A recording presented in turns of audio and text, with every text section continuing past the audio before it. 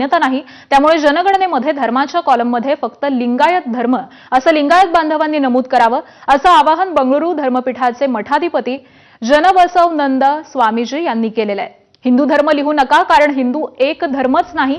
वैदिक धर्माला, सनातन धर्माला हिंदू म्हटलं जातं, म्हणून हिंदू हा धर्म नाही। भारतात मान्यता मिळालेले जैन, बौद्ध आणि सिख हे तीनच धर्म आहेत, असंही ते म्हणालेले आहेत। त्यावरती नाशिकच्या काळाराम मंदिराचे पुजारी महंत सुधीरदास यांनी प्रतिक्रिया दिली आहे। हिंदू हा केवळ धर्म नाही, तर राष्ट्रीय, वांशिक आणि सांस्कृतिक ओळख आहे, असं ते म्हणाले।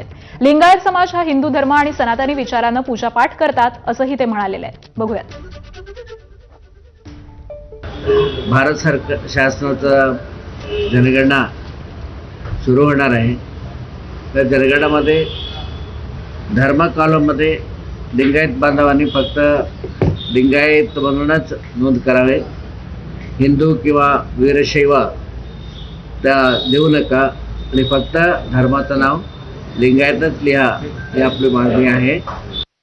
हिंदू धर्माच्या संदर्भामध्ये हिंदू असणे हा केवळ एक धर्म नाही, तर ती एक राष्ट्रीय आणि वांशिक सांस्कृतिक ओळख आहे। तर मला असं वाटतं की महाराजांनी केलेलं जी व्याख्या आहे ती त्यांनी परत त्या ठिकाणी पाहावी आणि लिंगायत हा स्वतंत्र धर्म नसून हा शैव संप्रदायाच्या अंतर्गतच लिंगायत धर्म आलेला आहे।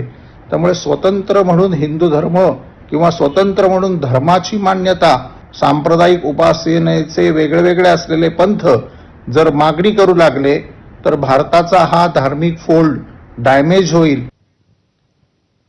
आणि यासोबतच बुलेटिनमध्ये एक छोटासा ब्रेक घेऊन लगेच